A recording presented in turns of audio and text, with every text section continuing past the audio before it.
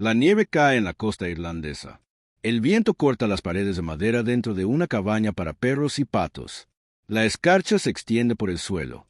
El fuego se apaga. La mañana encuentra a la familia acurrucada bajo cada retazo de lana que poseen. El aliento es visible en el aire. Era invierno para la mayor parte de la Europa medieval. Una estación que mataba al ganado, congelaba los depósitos de grano y convertía la supervivencia en una lucha diaria contra el frío que ninguna estructura de la superficie podía proteger. Pero bajo sus pies existía otro mundo. Un mundo de galerías de piedra y cámaras de tierra, donde la temperatura se mantenía estable, donde el grano permanecía seco durante años, donde familias enteras podían desaparecer cuando los asaltantes llegaban a la cima de la colina. El campesino medieval no solo soportaba el invierno, se abría camino bajo él. Se han encontrado más de 3.000 de estas estructuras subterráneas solo en Irlanda. Aparecen en Escocia, Cornualles, Alemania, Austria y Rusia, cada región con su propio nombre y diseño, pero todas resolvían el mismo problema fundamental: ¿cómo sobrevivir cuando el mundo de la superficie se vuelve inhabitable? Los irlandeses los llamaban sutarans. Los alemanes tallaron erdella. Las comunidades eslavas construyeron slancas. No eran agujeros rudimentarios excavados con desesperación. Eran proyectos de construcción multigeneracionales y calculados que requerían 200 días de trabajo, el movimiento de 200 metros cúbicos de tierra y una comprensión empírica de la física que no se codificaría formalmente hasta 5 siglos después. La pregunta no es si los campesinos medievales eran inteligentes. La pregunta es cómo convertían la tierra en tecnología. Para entender esto, debemos empezar por donde empezó el problema: los materiales. Las casas rurales medievales se construían con los materiales que proporcionaba la tierra: estructuras de madera, muros de contención tejidos con ramas de avellano, techos de barro y paja, y techos de caña o brezo. Estos materiales eran renovables, fáciles de trabajar y catastróficamente malos para retener el calor. La paja tiene un excelente poder aislante cuando está seca, pero su baja densidad significa que no puede almacenar energía térmica.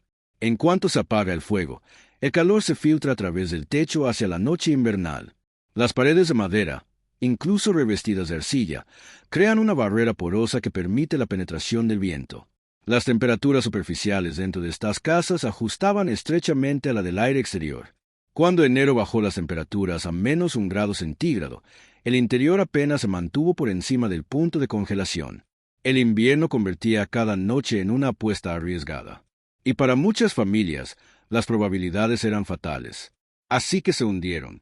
La Tierra, a una profundidad de 3 a 4 metros, no experimenta fenómenos meteorológicos superficiales.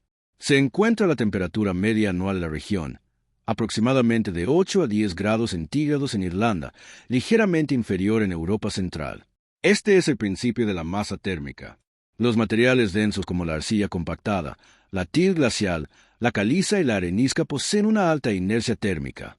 Absorben el calor lentamente durante el verano y lo liberan lentamente durante el invierno. El intervalo entre la temperatura superficial y la temperatura del suelo profundo puede ser de meses. El frío invernal no penetra. El calor estival no escapa. La Tierra se convierte en una batería, almacenando energía y amortiguando las violentas oscilaciones que causan daños. Los constructores medievales descubrieron esto empíricamente. Cavaron pozos de prueba, palparon la diferencia de temperatura y se dieron cuenta de que la profundidad significaba estabilidad. Las mediciones arqueológicas confirman su intuición. Dentro de un sudar revestido de piedra en Europa Central, la temperatura interior de enero se mantiene en 4,8 grados centígrados, mientras que el exterior desciende a menos 1,4 grados centígrados. Esa diferencia de 6 grados centígrados es la diferencia entre una crisis metabólica y un resfriado soportable. Incluso sin ninguna fuente de calor activa, la temperatura media mensual mínima en el interior se mantiene 3,5 grados centígrados más cálida que en el exterior. Para un cuerpo desnutrido envuelto en lana, ese margen es la supervivencia. Pero excavar creó nuevos problemas. El primero fue estructural. El suelo es pesado. 1 metro cúbico de til glacial rico en arcilla pesa hasta 2.000 kilogramos. Si se excava un vacío bajo tierra, el peso de encima tiende a colapsar hacia adentro. Los constructores medievales necesitaban la tierra para sostenerse. En regiones donde el subsuelo era demasiado blando, como arena suelta, pete húmedo o loam desmoronado, empleaban el método de cortar y cubrir. Excavaron una enorme zanja de 2 a 4 metros de profundidad, a veces de 20 metros de longitud. Los escombros amontonaban junto a la excavación. Luego construían muros de piedra seca dentro de la zanja, apilando piedra caliza o pizarra sin mortero. El truco estaba en los voladizos. Cada hilada de piedra se colocaba ligeramente hacia adentro en comparación con la inferior. A medida que los muros se elevaban, se curvaban hacia adentro, creando un arco autoportante o una cúpula en forma de colmena. La gravedad mantenía las piedras en compresión. Una vez que los muros se encontraban en la parte superior o se tapaban con lentejas macizas, se rellenaba toda la zanja. El césped original se extendía sobre la parte superior. Desde la superficie, no quedaba nada visible excepto una leve depresión que podría confundirse con una madriguera de animal. Donde la roca madre o la arcilla compactada lo permitían, la excavación directa de túneles era más rápida. Los constructores excavaban pozos de prueba verticales para evaluar la labranza. Si el suelo mantenía su forma, excavaban túneles horizontales, excavando galerías que se ramificaban y giraban. Los escombros salían en bolsas de cuero que se subían por los pozos. Estos pozos se rellenaban o se convertían en ventilación una vez terminada la construcción. En Irlanda, las excavaciones han descubierto sudarans con túneles de 70 metros de longitud que conectan múltiples cámaras a través de pasajes tan estrechos que un adulto debía arrastrarse. Donde no había piedra disponible, la madera se convirtió en el principal material estructural. Las excavaciones en Leask revelaron un sudaran revestido completamente de roble negro de pantano. Troncos de 1,5 metros de grosor formaban los muros de pasaje, con todas las superficies entabladas. La carpintería utilizaba uniones de mortaja y espiga, la misma técnica que se aplica en la construcción de puentes y molinos. Estas uniones creaban estructuras rígidas capaces de resistir la presión lateral del suelo. La madera, preservada por la química del pantano, duraba siglos. Esta labor era asombrosa. Un complejo de sudarans requería la remoción de 170 a 200 metros cúbicos de tierra. Los picos trituraban la tierra. Las palas la levantaban y las bolsas la transportaban. Sin poleas, sin carros dentro de los túneles. Cada metro cúbico representaba horas de esfuerzo humano en espacios reducidos y oscuros. Había que extraer, tallar y mover de 20 a 50 toneladas de piedra, a veces de monumentos prehistóricos reconvertidos en canteras. Se necesitaban talar, transportar y dar forma precisa entre 10 y 20 troncos de roble. El coste calórico se ha estimado en más de 1 millón de kilocalorías. Pero, ¿por qué invertir tanto? Porque la alternativa era la muerte, el robo o la inanición. Los sudaran resolvieron 3 problemas simultáneamente: clima, almacenamiento y defensa. El problema del almacenamiento era químico. El grano está vivo. El trigo, la cebada y la avena cosechados a finales del verano contienen humedad residual y enzimas latentes. Almacenados sobre la tierra en un granero de madera, están expuestos a cambios bruscos de temperatura y humedad que desencadenan la germinación o el moho. Los hongos prosperan en condiciones de humedad, produciendo toxinas que hacen que el grano sea venenoso. Plagas como los gorgojos de los cereales, los escarabajos de las flores y las polillas del grano infestan los almacenes y consumen más de lo que los humanos pueden permitirse perder. Una mala temporada de almacenamiento podía significar hambruna en marzo.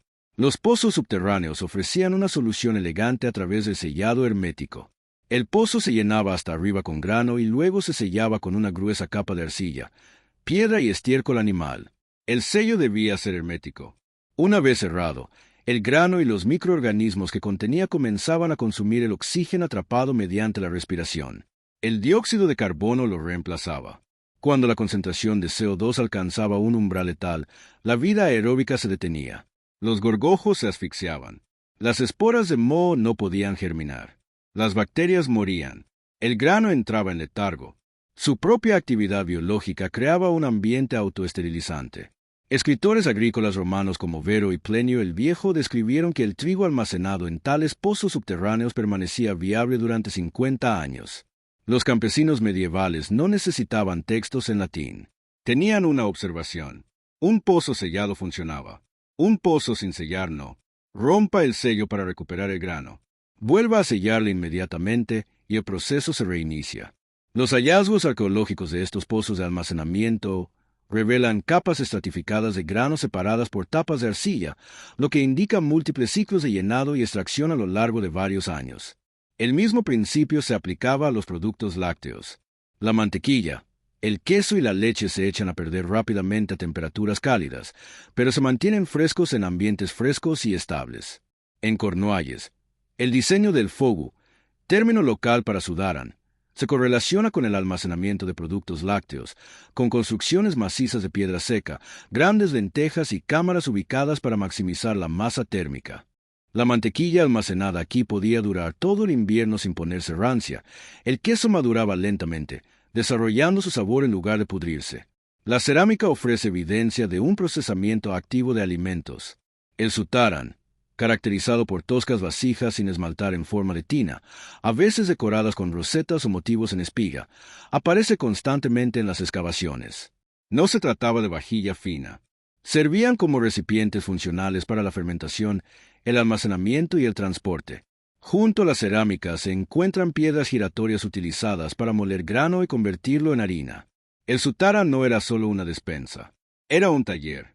Pero la conservación de alimentos era inútil si los saqueadores se lo llevaban todo. La campiña medieval era violenta. Incursiones vikingas en las costas, robos de ganado entre clanes en las tierras altas, ejércitos feudales requisando provisiones, bandidos locales. La riqueza de los campesinos era visible y portátil: grano, ganado, mantequilla y herramientas. Las casas eran indefendibles. Las empalizadas de madera se podían quemar. Los muros de piedra eran escasos y caros. La única estrategia que funcionaba era la invisibilidad. Las entradas del sutaran estaban camufladas. En Irlanda, se integraban en fuertes circulares, recintos circulares de tierra coronados con empalizadas de madera. La entrada podía estar oculta en el terraplén bajo el suelo de una casa o camuflada como una zanja de drenaje desde el exterior del fuerte. Nada sugería la existencia de un refugio subterráneo. Incluso en el interior, la entrada solía ser un agujero bajo cubierto por una losa de piedra o una trampilla de madera que podía ocultarse bajo paja o escombros domésticos. Una vez dentro, la arquitectura se volvía hostil. Los pasadizos eran deliberadamente estrechos, de 60 centímetros de ancho en algunos casos, apenas lo suficiente para que un adulto pudiera pasar de lado. Un atacante que entraba tenía que abandonar los escudos. No podía blandir la espada y se movía lentamente en completa oscuridad. Los defensores conocían cada giro, cada obstáculo. Podían posicionarse en cuellos de botella y esperar. Los elementos más letales eran los pasadizos. Eran pasadizos tan bajos que cualquiera que los atravesara tenía que arrastrarse sobre el vientre, las manos y las rodillas. Un asaltante en esta posición estaba indefenso. Las manos ocupadas en avanzar, incapaz de ver hacia adelante, incapaz de retirarse rápidamente. El defensor que esperaba al otro lado podía usar una simple lanza o incluso una roca para causar estragos. Las ardellas germánicas a menudo presentaban pasadizos estrechos que requerían una contorsión completa del cuerpo para pasar lentamente, a ciegas, de uno en uno. Si un atacante lograba pasar los pasadizos, se encontraba con agujeros de caída. Una galería terminaba en un pozo vertical, con un descenso de 2 a 3 metros a un nivel inferior. El descenso requería pasar de cabeza o de pies por una abertura estrecha, exponiendo al atacante a cualquiera que esperara abajo. Algunos sudaranos tenían varios niveles conectados por estos agujeros de caída, creando un laberinto vertical. La cámara final, el punto más profundo, a menudo tenía huecos para vigas de madera, lo que indicaba la presencia de puertas o barricadas. Si una familia estaba acorralada allí, podían bloquear la entrada y esperar a que terminara el asalto en un espacio que el atacante no podía penetrar fácilmente. El souterrain invertía la dinámica de poder. El asaltante tenía superioridad numérica, armamento y la ventaja de la luz natural. Pero bajo tierra, esas ventajas se evaporaban. La oscuridad era total. Sin ventanas, sin luz ambiental. Las lámparas de aceite y las velas proporcionaban la única iluminación, y llevar una luz se convertía en un objetivo. El conocimiento espacial se convirtió en el factor decisivo. La familia que vivía allí podía orientarse con el tacto, sabiendo a dónde conducía cada giro y dónde esperaba cada posición defensiva. Los asaltantes avanzaban a trompicones hacia una zona de aniquilación controlada, pero la defensa requería aire respirable. Encerrarse en una cámara hermética te asfixia en cuestión de horas. El dióxido de carbono se acumula. El oxígeno se agota. El cuerpo no puede expulsar el CO2 del torrente sanguíneo.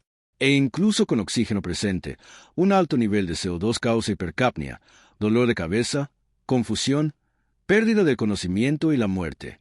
Los constructores medievales no podían permitirse construir una tumba. Diseñaron la ventilación utilizando la gravedad y la temperatura. Cuando el aire dentro de la cámara se calienta por el calor corporal, las lámparas de aceite o un pequeño fuego, se crea una diferencia de presión. Si hay un conducto vertical abierto a la superficie, el aire caliente fluye hacia arriba y hacia afuera. Al salir, aspira aire fresco por la entrada. El sistema es autorregulación. A mayor diferencia de temperatura, mayor corriente de aire. La evidencia arqueológica confirma que esto no fue accidental. Excavaciones en Sutarans, Irlanda, han descubierto pozos de aire construidos específicamente para este propósito, de hasta 2,7 metros de largo, ubicados en cámaras con ménsulas donde se congregaba la gente. Estos pozos eran demasiado estrechos para que un adulto pudiera escalarlos. Defensivamente sólidos, pero lo suficientemente anchos como para permitir un flujo de aire continuo. Algunos estaban revestidos de piedra para evitar derrumbes.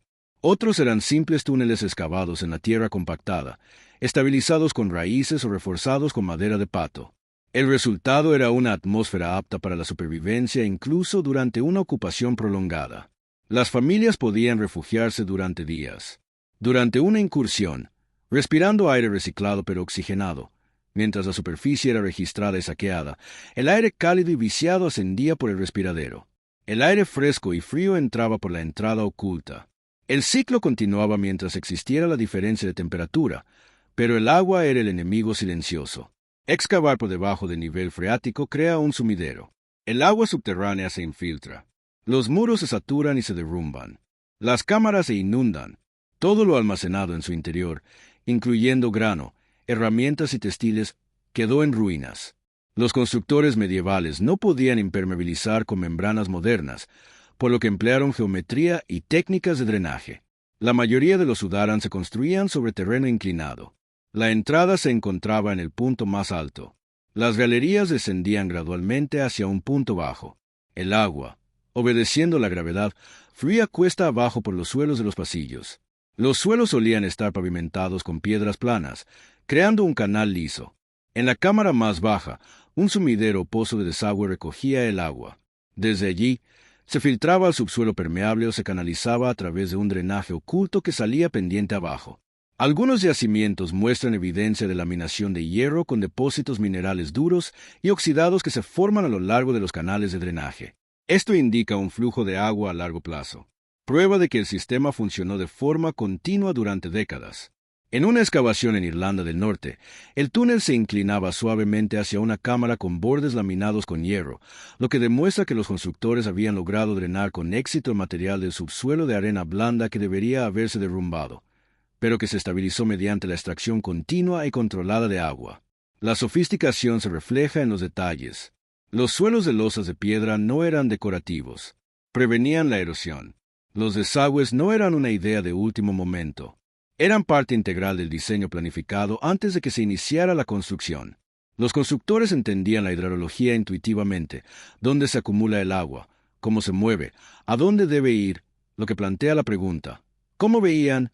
Las antorchas, que consistían en haces de virutas de pino o trapos empapados en brea atados a palos, se usaban comúnmente para trabajos temporales.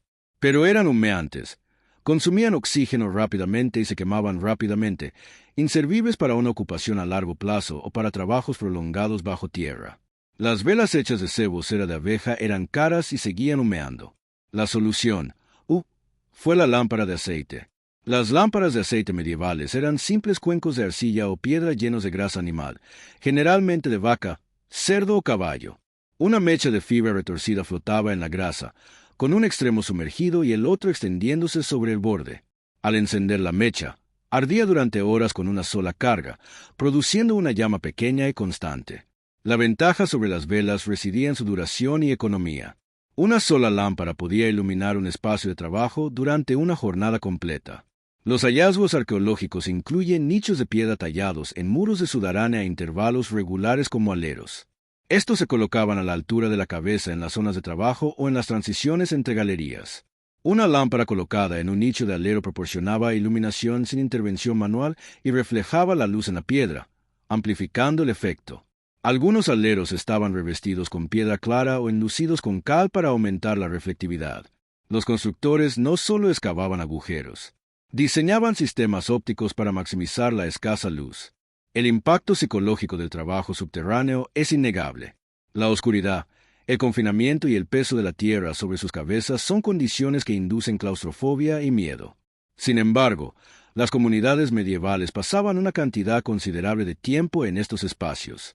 Los niños ayudaban a transportar los escombros durante la construcción. Las familias se refugiaban durante las incursiones. Los trabajadores procesaban grano a la luz de la lámpara. El Sudaran debía ser psicológicamente tolerable. La adaptación cultural pudo haber influido en esto. En Irlanda, los Sudarans a veces se asocian con lugares eclesiásticos.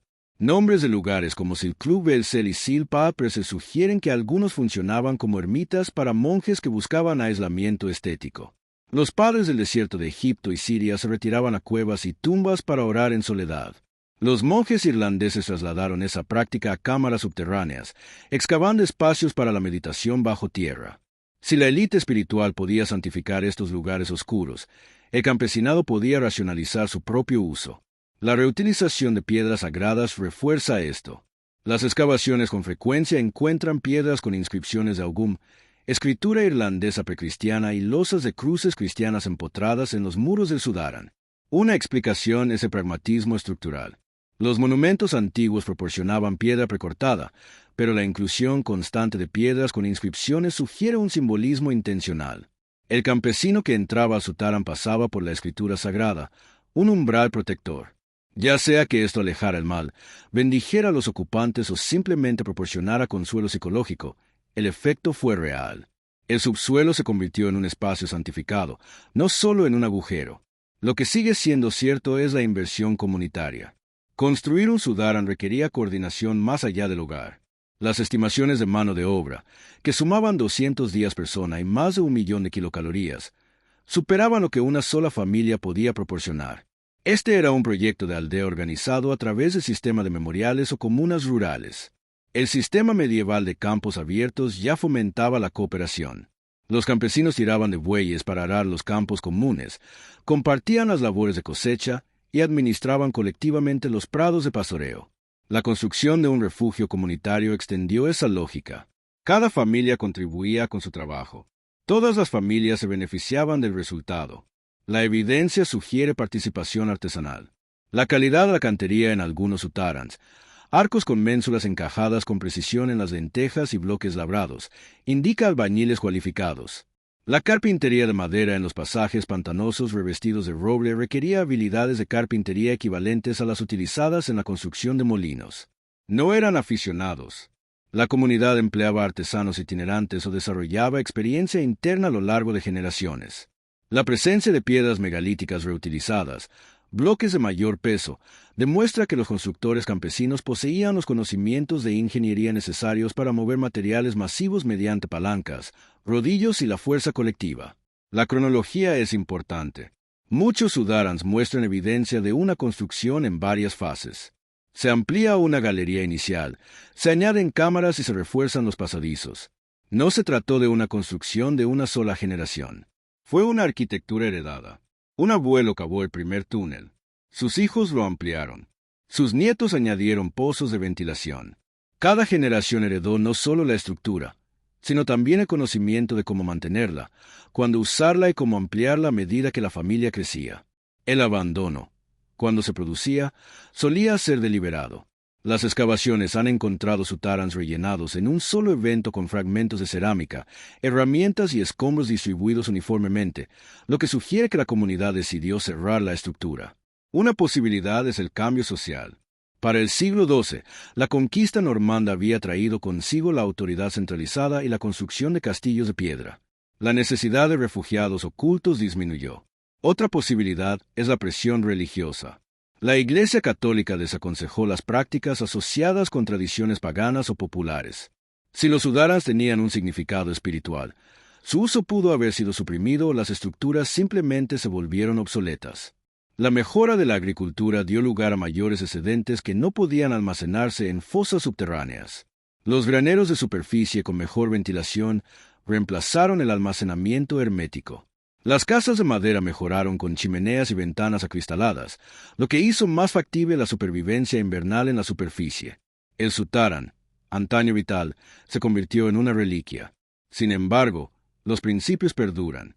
Las casas modernas protegidas por tierra utilizan la misma estrategia de masa térmica. Los sistemas pasivos de almacenamiento de calor anual entierran el aislamiento por debajo de la línea de congelación, creando un depósito de temperatura estable. El sudaran fue el prototipo medieval, prueba de que los humanos comprendían estos conceptos a través de la experiencia mucho antes de que la termodinámica se convirtiera en una ciencia formal.